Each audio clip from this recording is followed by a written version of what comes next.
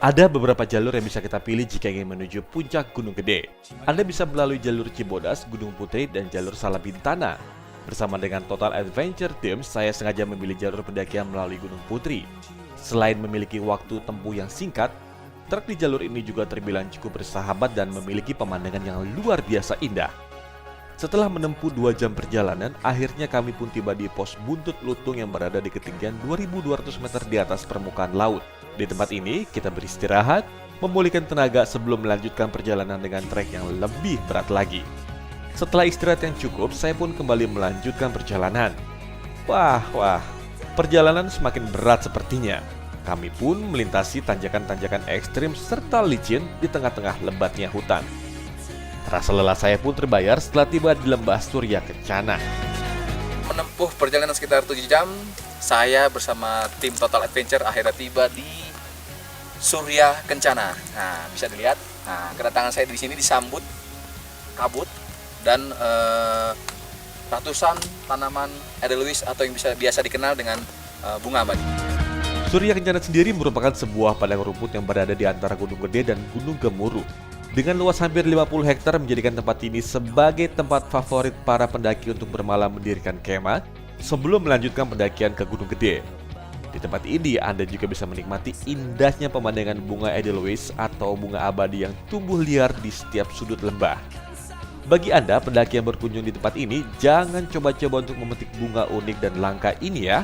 Selain dilindungi undang-undang, dengan tidak memetik bunga-bunga langka ini berarti kita turut serta dalam menjaga kelestarian dan keindahan alam di tempat ini. Saat sedang asik menikmati keindahan Lembah Surya Kencana, mata saya pun tiba-tiba tertuju ke sosok seorang anak kecil yang baru saja sampai di Lembah Surya Kencana ini. Bocah berusia 9 tahun ini nampak sumringah saat menginjakan kakinya di padang rumput Surya Kencana. Hanya berbekal sebotol air putih dan sebungkus nasi di tasnya, Abdul Muhyi sengaja mendaki gunung menuju puncak Surya Kencana untuk sekedar bermain dan menikmati keindahan alam di tempat ini.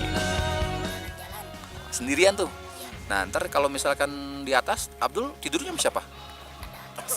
Kresek. Bawa bekal apa aja? Setelah semalaman beristirahat, kami pun segera bangun pagi untuk melakukan sejumlah persiapan untuk mendaki puncak Gunung Gede. Salah satunya mengisi perut dengan sarapan.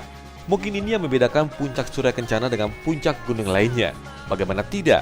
Di atas ketinggian 2.750 meter di atas permukaan laut, ternyata ada sejumlah pedagang yang berkeliling menawarkan barang dagangannya ke sejumlah pendaki.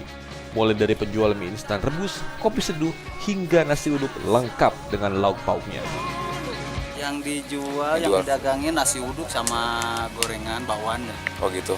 Nah, biasanya penghasilan per hari berapa, Kang? Per hari, ini kan jualan nggak tiap hari jadi cuman seminggu 2 kali, Sabtu sama besok Minggu. Nah, biasanya kalau Sabtu Minggu itu berapa penghasilan? Penghasilan Kira-kira kalau ada rezeki alhamdulillah bisa sampai satu hari itu sampai 700-800. Tanpa menunggu lama, kami pun kembali melanjutkan perjalanan menuju puncak Gunung Gede. Dari lokasi kami berkemah, dibutuhkan waktu hanya 30 menit untuk mencapai puncak Gunung Gede. Saat berada di puncak yang memiliki ketinggian 2.985 meter di atas permukaan laut ini, membuat kita merasa sedang berada di atas awan. Dari tempat ini, kita bisa melihat keindahan Gunung Pangrango yang letaknya sangat berdekatan, serta 3 buah kawah yang berada di Gunung Gede, yakni Kawah Lanang, Kawah Ratu, dan Kawah Ladon. Sejumlah pendaki pun memanfaatkan keindahan alam Gunung Gede ini dengan berfoto bersama. Perjalanan saya kali ini pun berakhir di air terjun Ciberem. Tak hanya menyegarkan badan, mandi di bawah pancuran air terjun setinggi 50 meter ini mampu memberikan efek pijatan alami setelah mengalami kelelahan. Sempurna.